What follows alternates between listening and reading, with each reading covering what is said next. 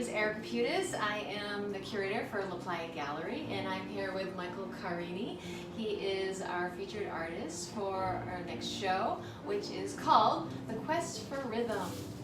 And right here, it's a little flyer. You probably can't see it, but I'll put it up at the end of this video so you can get a good look at it and see that it is, the opening is on October 12th from 5 to 8 p.m. and there will be wine and cheese, and you can speak to him and the other featured artists. So, yeah, thank you for having me at your studio, in your home studio. This is really cool. You have art everywhere. It's part of the life, and when you're fully immersed in it, it's good to be surrounded by it and to be able to just roll out of bed and be surrounded by what you create. I think is an imperative part of the process and the life and the energy for me. That's awesome. Yeah, his pieces are huge, as you can see behind us. Huge pieces. The gallery is not quite that big, so we're not having these huge pieces, but we're having some beautiful pieces, which I will show you in a few minutes. So how did you get started in art? Have you always been doing art? Yeah, it's been something that has been a part of me since very early on. I knew that I wanted to go to school for art. I didn't know that I actually would, but made it happen. And I know that the statistic was that several years after graduating from undergraduate, usually only about 5% are still making art. But here I am a number of years later and still living the life, still doing it. And I believe that part of it is just knowing what you want from life, going after it, and sticking to it. And there will be difficult times that you have to push through. But if you really want it, go after what you want, whatever that may be. Wow, that's awesome. Yeah, advice for every artist.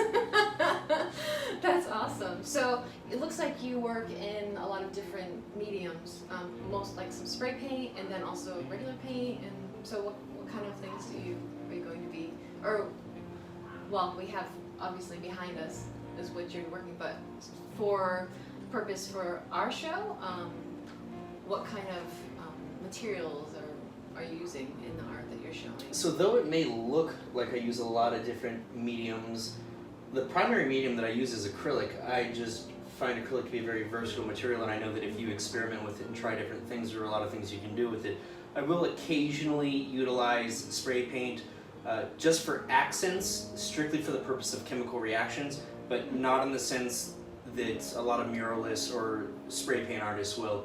My work is 99.9% acrylic, although some of the pieces in this show will have a little bit of spray paint, and you'll notice it, but it's really just an accent, and that just comes from trial and error, trying new things, developing new techniques. And even most of the paintings that I do in terms of brushes, I'll only use 1 to 2 brushes for my paintings. It's just a matter of knowing how to utilize them, and you don't necessarily have to have a lot to be able to do a lot or create a lot.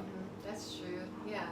So this is all with paintbrushes then? Yes. Oh, interesting. So most people who have murals, who do murals, they use a lot of spray paint. So you don't do that when you do these huge murals? No, that's probably why I don't get a lot of these exterior mural opportunities and commissions, which I would still love to do, but with my brush techniques.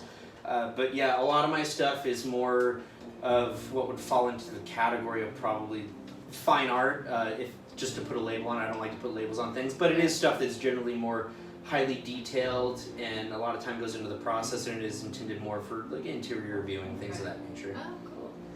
So I read on your bio something about acrylic alchemy. What is that? How do you explain that? So that's what I refer to my process as. In acrylic alchemy, in principle, is the idea of using struggle and pain and the difficulties of your life as a sacrifice of equivalent exchange to create something beautiful. So basically you take your struggles and turn them into something positive. And in 2009 I had an assault and battery that gave me multiple facial fractures, severe eye trauma, and a concussion. And so that was the birth of my logo, which is what I saw flashing in my head during the concussion. And so the body of work that we will be focusing on for the show is called The Upside of Down. And this is an element from one of my paintings from The Upside of Down that became my logo. So all the shows I do, everything I do, a lot of people recognize this icon and sort of tie that with me, and it's the icon of acrylic alchemy. And it represents life growing from death. A lot of people see it as like a tree root exploding or a nerve. It is very much synapse in nature and nerve-like in the fact that I was seeing these impulses in my head, but a tree or a root would not be wrong either, because the life growing from the death. Wow, that is really cool. That's really interesting. Very.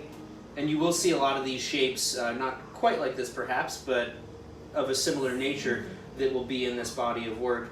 And the Upside Down was very much about construction versus deconstruction, so chaos versus control, and my desire to have control over my universe versus letting go. So things are in a constant state of flux, and it's really much to the interpretation of the viewer which part of the process they see it as. So a lot of it can provide insight into their own psyche and thoughts by how they perceive the work. Wow, that is really cool. I'm really excited about this show. So make sure you come out. It's October 12th, and it's called The Quest for Rhythm. And you're going to see his amazing work. It's really cool. I'll show you right now. Stick around.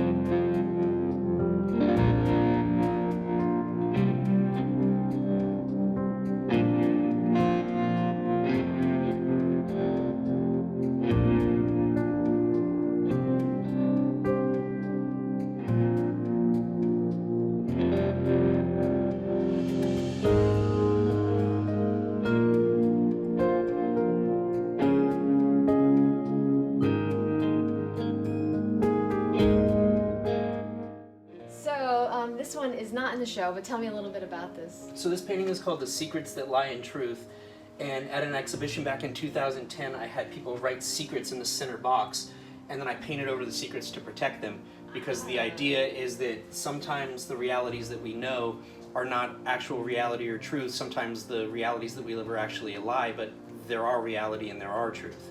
Whoa, that is really cool. Wow, get to see all these amazing artwork. Well, not this one, not the one behind me, but you will see some new ones that you haven't seen probably in person. So make sure you come out October 12th and get to see Michael Carini. Thank you for having me. Thank you. Thanks.